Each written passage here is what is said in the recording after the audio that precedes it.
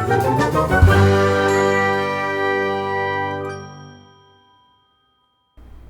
guys, this is Jeremiah with Bondjr Airlines. We're going to take a look at Boscam sent in their Galaxy D2 monitor. It's an interesting monitor. It's diversity. It's 32 channel. It has an internal 4,000 milliamp pack, so you can charge it externally. Comes with a nice little lead set up with themes already. Comes with our video input. It also comes with an accessory option on the back that you can mount it to a tripod. So it's set up for tripod, but primarily it's sold as a radio mountable LCD screen. So 5.8, so you're going to use it with your Phantoms or 5.8 racing quads or 5.8 aircraft. It's nice. Construction's nice. It's well made. Comes with a pop-out hood. It's got a volume adjustment on the bottom. It's got all of our inputs on the side. We've got our power, and then we've got our dip switches. Sorry, this is frequency automatic check, and then it's got dip switches on the back. Power on and off, contrast control, and then our speaker here. It is RPSMA, so you're gonna need an RPSMA adapter to go to SMA antennas. Let's talk about antennas. They come with a set of the whips, which we recommend to use only as chopsticks. They're definitely a throwaway. They're fine for testing if you're gonna keep it as maybe like a test monitor inside the shop or something that way where you're working. But as far as general use, a diversity system, you do not wanna use the included antennas. Probably the worst thing you can possibly do for signal. So what you wanna do, we're running the true aerial crosshair, and then we have the VAS Mad Mushroom. So you want a circular polarized antenna, and then you want a circular polarized directional antenna. So this is just an Omni, so it's gonna look everywhere. So when you're flying close by, great setup. When you start to fly farther away from yourself, which this would be pointed the opposite direction if you're looking at the screen, but for demonstration purposes, you're gonna want a directional antenna. So typically like a crosshair or a pepper box, or even a 5, 8 or 10 turn helical. Great setup. So as long as you run the recommended setup on here, you're gonna get some good range, and the diversity system is gonna work to your advantage. So there's a little knuckle on the back, you can loosen that. We'll go over this, how this stuff works here.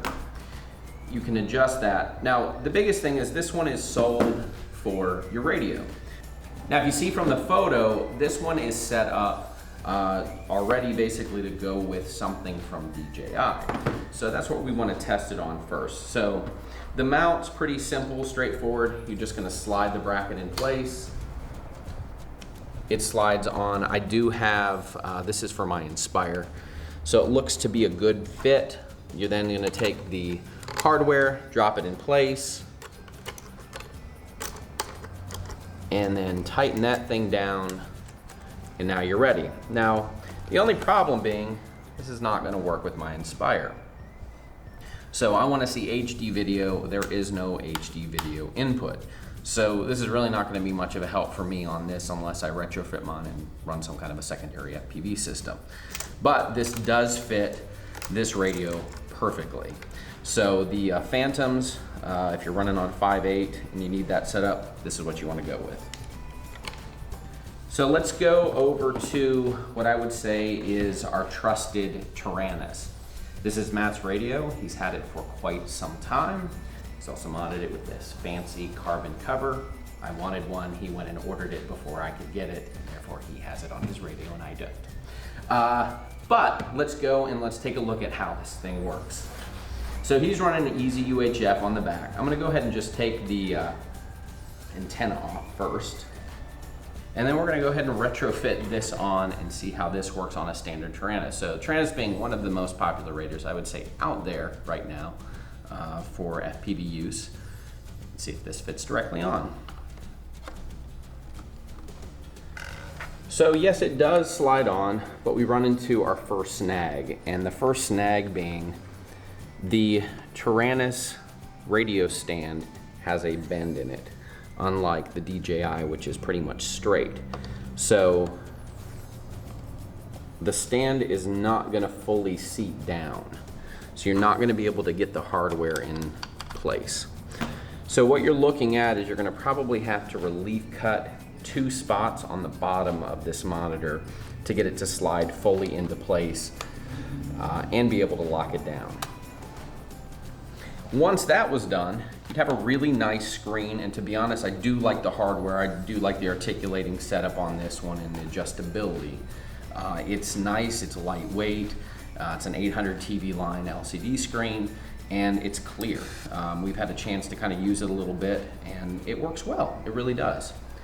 I would recommend though, if you're looking at this particular monitor and wanting to use it with your Taranis, you do need to know ahead of time that you will have to mod this bottom plate or come up with a different adapter piece to go on.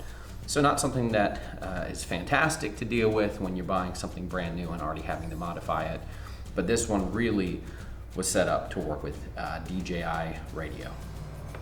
So the next thing that you want to consider when going this direction and doing whether you're flying FPV or maybe you're using it as a cinematography rig and you want a secondary camera is you're now adding additional weight to your radio.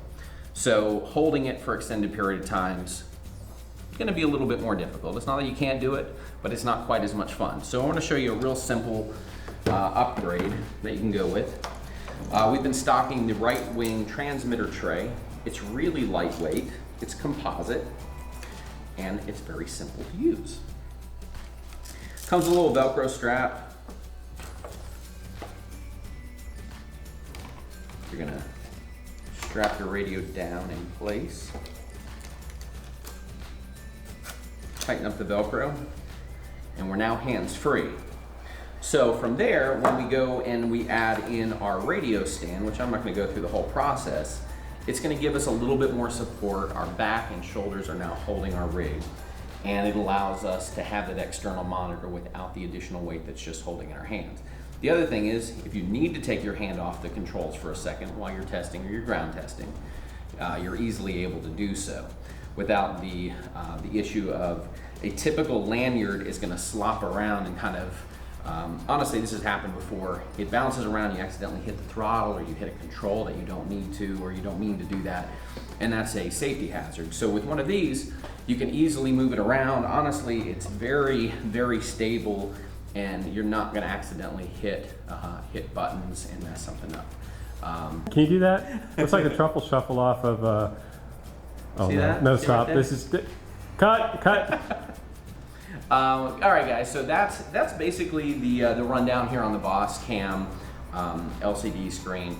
I do think it's a nice setup. It does have some caveats, of course, where the radio setup and what radio you're using. So you may want to pay attention to that when you're looking to pick this one up. But as far as visibility, clarity, it works really great. The diversity seems to work fine. It's not the most sophisticated setup, but it's good. And in this hobby, to me, sometimes the stuff that's just simple and straightforward and works is some of the best gear to look at. So guys, check out Boscam, check out the D2 monitor, and thanks for watching today's video.